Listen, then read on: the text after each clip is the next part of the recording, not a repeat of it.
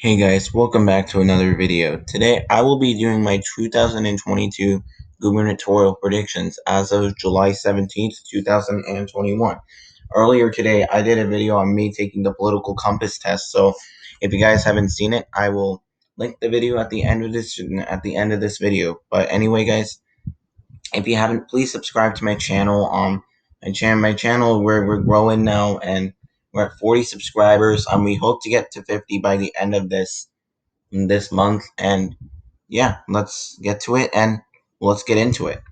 So we got 38 governorships up for grabs here, and we see it's all over the country. So let's start with the safe Democratic seats. California, I do think Gavin Newsom. Well, I think he could be recalled possibly, uh, but I think it'll be very difficult. Like who's gonna replace him is the issue. And if it's like a Democrat that's progressive, I think they're probably going to win California by a safe margin. New York, I think Andrew Cuomo, or I think he's probably going to be primaried by like someone. I don't know who necessarily would be a good challenger to Cuomo, but whoever the challenger is, I think they will still win by a safe margin. New York has gotten a lot more bluer than it was when George Pataki first won in 1994. So New York will probably stay blue.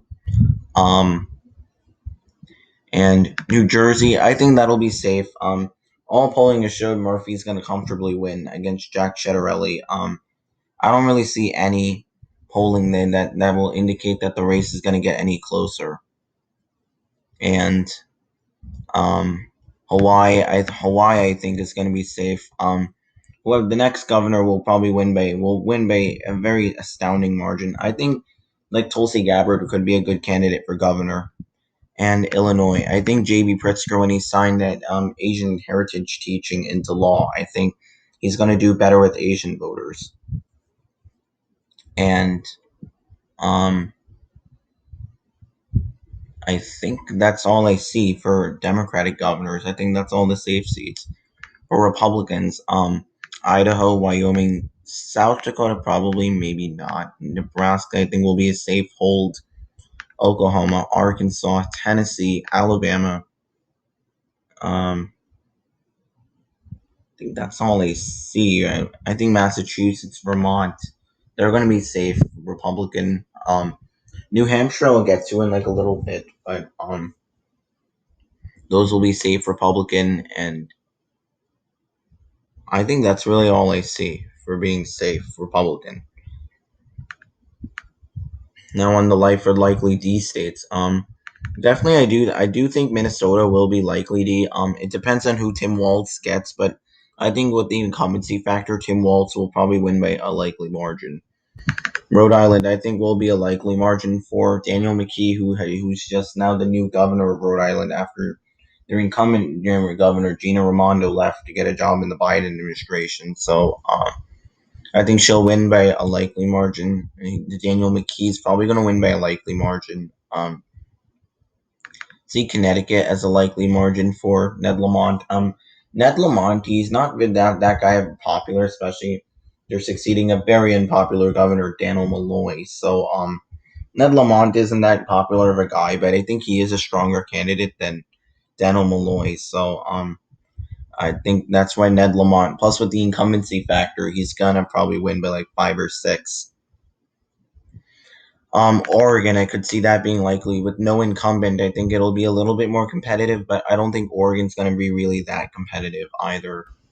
And Colorado, New Mexico, Colorado's all pretty much solid, but since 2022, I think could be a year that kind of shifts to the right a little bit. So, I think Colorado, I think Jared Polis is going to hold on to another term, and so will Michelle Lujan Grissom. I think there was like a scandal, but I think that was like early in 2018. I don't know. And so yeah, now we're even 16-16. So now the likely Republican states, South Dakota. Kristi Noem. She has like a mixed bag approval. Like some many of the still hardcore Trumpian supporter, but neocons, moderate Republicans do not. But there are signs of Kristi Noem turning into a more moderate Republican. Like she pledges to bring in 18,000 immigrants a year. She's already caving into the establishment. South Carolina, I see that as another likely state. I think Joe Cunningham's a formidable opponent. I don't think Joe Cunningham's going to win, unfortunately, but I can see Joe Cunningham being a formidable opponent. So I think McMaster will win by like about 6 to 7%. Plus, governor races in South Carolina are not as partisan as like Tim Scott's race, where I think Tim Scott's probably going to win easily.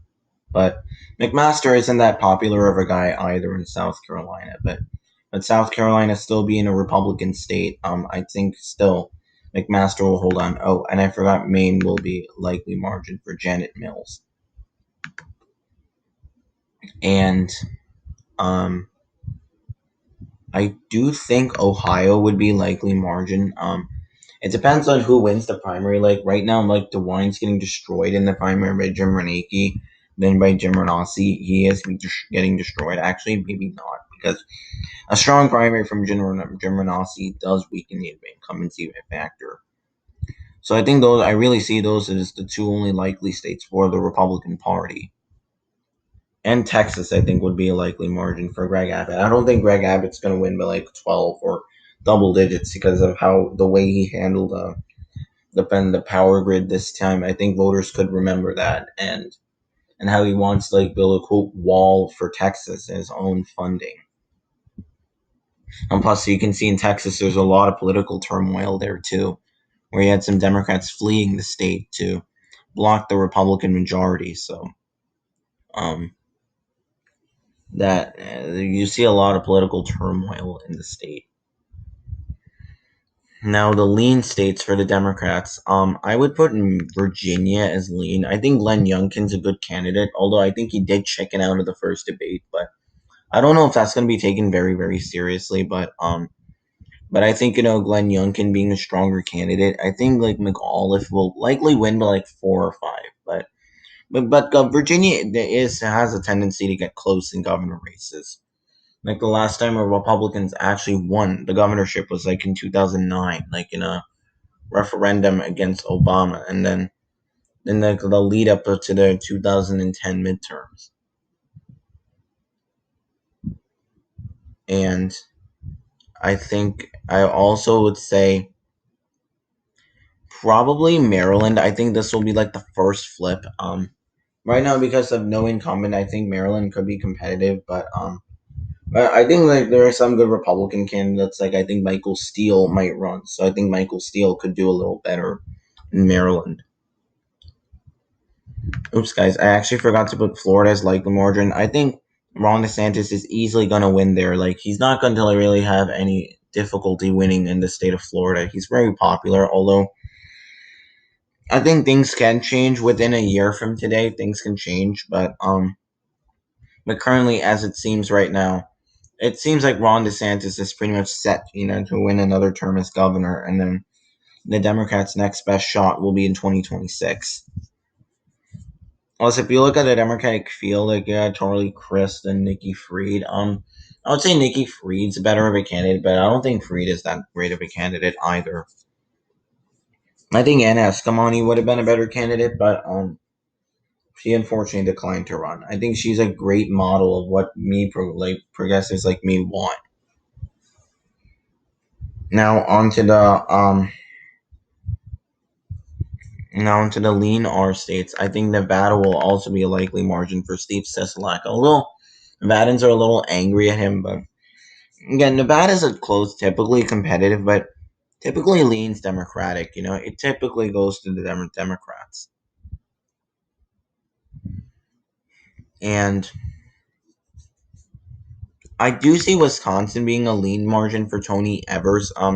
Evers, I think is a very strong incumbent. Plus, he defeated Scott Walker, who won his races in 2014, 2012, and 2010 very comfortably. So he was relatively popular, but in 2018, his growing unpopularity, and he lost to Tony Evers. Especially Scott Walker did pull ahead, in the final weeks of the campaign, but for Tony Evers to win it, I think the national environment certainly helped him. But again, also he beat a pretty good solid incumbent too. So I think Tony Evers will hold on. And plus, the Wisconsin legislature, Republican legislature, is trying to kneecap him literally every time.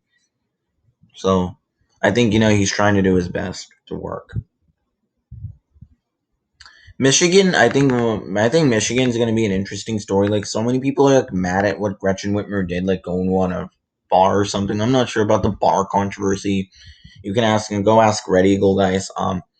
Red Eagle, I think, lives in Michigan, so just watch his video, like, on Down Goes Gretchen. Although, but she is like losing in like a poll to James Craig, the Detroit police chief. So I think James Craig would be a great candidate, but I think due to incumbency factor, I think Gretchen Whitmer might hold on. It depends on who the Republicans run, but I think it's most likely James Craig who they're probably going to run him. Anyway, guys, that's the lean D states, and right now I believe we got 8 competitive races. We got 8 competitive races, and we got 8 competitive races left. Oh, I also do think Kansas might be lean D. I know so many people are like, if you go watch, so many people they're putting Kansas as like a lean R state, but remember, Laura Kelly's literally working with a Republican supermajority in the Kansas legislature, so it's very hard, if you have a Democratic governor and like a supermajority, if the other party is a supermajority. It's kind of like what's going on with Larry Hogan and Charlie Baker in Massachusetts, Maryland, respectively. They have Democratic supermajorities, and Kansas has a Republican supermajority. So, but Laura Kelly has mediocre approval, but it really depends on this Republican candidate. But I think incumbency factor, like governorships, usually incumbency factor is pretty huge. Um, the lean R states, I would say Iowa and Ohio are lean. Both of them are like Kim Reynolds. She's not that strong of an incumbent, but again, I think given how Iowa is trending and the lack of formidable Democratic candidates, I think really the only good candidate would be like Rob Sand, but I don't think he would want to run over the risk of losing a statewide office. I don't. I think he would not run the risk of running. So I think Iowa will stay hand to hands. Plus, in governor races, Democrats usually tend to find better candidates in the governor race. I think New Hampshire. I think Chris Sununu is most likely going to run for the U.S. Senate. So I think, but if he doesn't, I think New Hampshire will be safe. But assuming that Chris Sununu doesn't run again for governor for Senate, doesn't run for Senate, then I think he's real sold. The seat's sold. Sununu will easily carry it. And I think Alaska will also be a lean margin.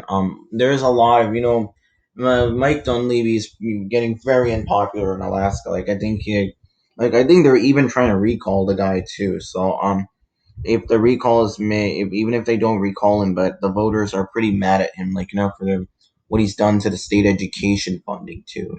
So, but I think still Alaska, still being a Republican state, I think it'll still be close though. Like after all, Mike Dunleavy only won against Mark Begich by 5%. So Alaska is not this ultra conservative state like Alabama. It's really not that much. It just like the larger cities are more conservative, but the rural areas are actually Democrat, which is actually surprising. And now we're on their most 3 competitive races. Definitely Arizona, Georgia, and Pennsylvania will be the most competitive out of the 3. Right now, I do see Arizona. Maybe I think it would be tilt R because if looking at the generic polls, Republicans are favored in the generic polls. But I think if Mark Kelly has a strong performance on the top of the ticket, I think he could also carry other Democrats to victory. Plus with Arizona, given how it's trending, plus Arizona is probably tired of Doug Ducey and Trump's antics, so it's possible they vote him out. But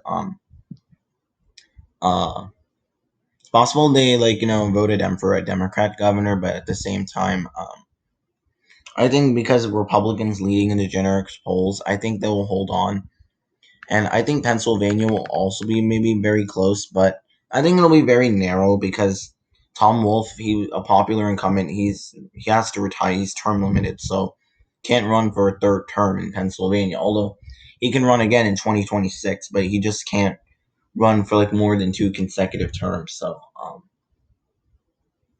but it's going to be hotly contested. But I think Democrats are in the advantage in Pennsylvania due to the fact that they due to a much wider bench in Pennsylvania. You know, they're not like the Republicans who have relatively smaller of a bench. But again, they have room to falter though.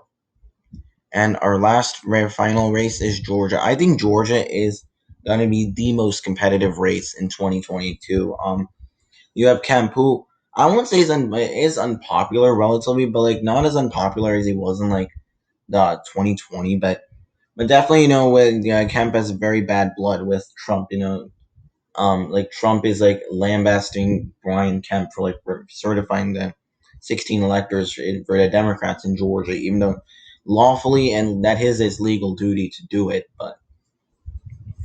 But again, I think now Trump is infuriated at him that he cannot find a primary challenger. So I think Kemp will win the primary. But again, I think if Donald Trump is targeting Kemp, Raffensperger, so I think that's going to really hurt the Republicans down the ballot. Plus, Stacey Abrams is a lot more known now, and she has much more name recognition. But so it could possibly flip. But I think that given how the year of 2020 might play out, but if I do see Kansas going blue, it would be hard for Georgia to go red. But that's what happened in 2018. Kansas going blue, but Georgia goes red.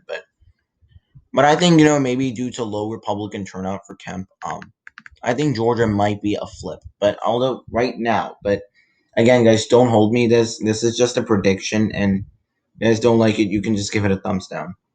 Anyway, guys, that is my prediction for the 2022 gubernatorial races as of July 17th, 2021. And I hope you guys liked today's video. Please like, share, and subscribe to my channel for more content. I will link the video of me taking up the political compass test.